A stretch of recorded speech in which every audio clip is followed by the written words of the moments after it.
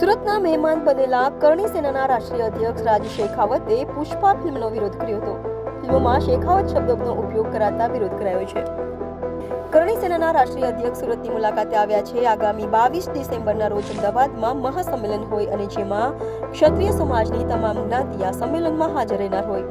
જ્યાં કરણી સેના ગુજરાતમાં ભાજપ સરકાર વિરુદ્ધ સંમેલન કરશે ત્યારે સુરત આવેલા કરણી સેનાના રાષ્ટ્રીય અધ્યક્ષ રાજ શેખાવતે પુષ્પા ફિલ્મનો વિરોધ કર્યો હતો અને જણાવ્યું હતું કે ફિલ્મમાં ભવરસિંહ શેખાવત નામનું એક પાત્ર મુકાયું છે. આ પાત્રને ખૂબ જ ખરાબ રીતે રજૂ કરાયું છે. તેનાથી રાજપૂતોનું અપમાન દેખાઈ રહ્યું છે. રાજ શેખાવતે રાજપૂતોને અપીલ કરી છે કે ફિલ્મ મેકર્સ જ્યાં દેખાય ત્યાં જ તેને મારવામાં આવે. પુષ્પા ફિલ્મમાં લગાવત નિમ્ન કક્ષાની ટિપ્પણી શેખાવત શબ્દનો ઉપયોગ કરાયો છે. ફિલ્મ મેકર્સોની ઘરમાં ઘૂસીને ઠુકાઈ કરાશે તેમ પણ જણાવ્યું હતું.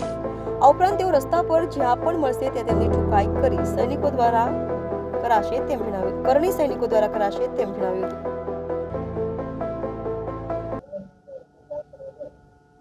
ગુજરાત પ્રદેશના તમામ ક્ષત્રિયોને એક મંચ ઉપર સ્થાપિત કરવા માટે અમદાવાદ ગુજરાતમાં ક્ષત્રિય એકતા મહાસંમેલનનું આયોજન તારીખ 22 ડિસેમ્બર 2024ના રોજ બપોરે 2 વાગે આયોજિત થવા જઈ રહ્યું છે અને સમસ્ત ક્ષત્રિયો દ્વારા આયોજન સ્થાપિત થવા જઈ રહ્યું છે. એની જે વ્યવસ્થાની જે જિમ્મેવારી છે એ ક્ષત્રિય કરણી સેના દ્વારા કરવામાં આવી રહી છે. ભૂતકાળમાં ક્ષત્રિય સમાજ સાથે જે પણ ઘોર ઉપેક્ષા કરવામાં આવી છે, ભવિષ્યમાં એ ઘોર ઉપેક્ષાઓને જે પ્રહારો થયા છે એ પ્રહારોનું પુનરાવર્તન ના થાય એને સુનિશ્ચિત કરવા માટે તમામ જે ક્ષત્રિયો છે ગુજરાતના એ એક મંચ ઉપર આવી રહ્યા છે અને એના પર મંથન કરીને ભવિષ્યમાં આ તમામ જે જેટલી પણ વ્યવસ્થાઓ જે થઈ છે એને રોકવાનું કાર્ય કરવા જઈ રહ્યા છે.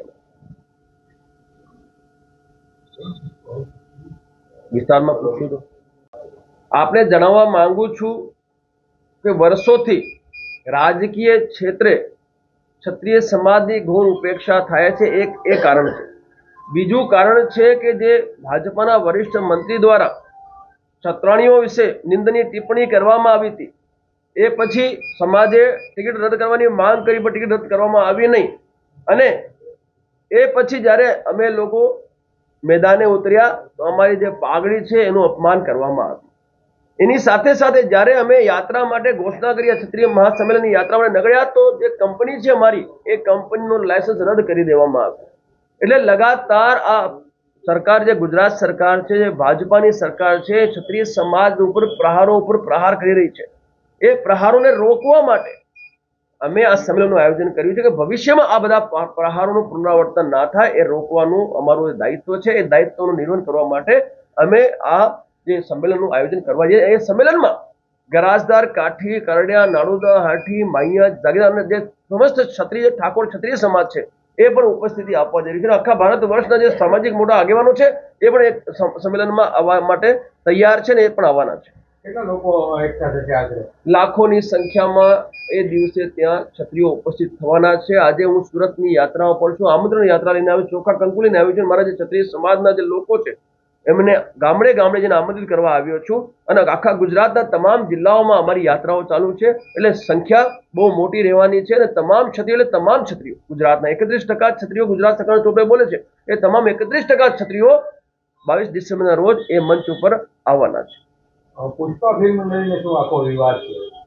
પુષ્પા જે ફિલ્મ છે એ ફિલ્મમાં શેખાવત, ભવરસિંહ શેખાવત એક પાત્ર છે.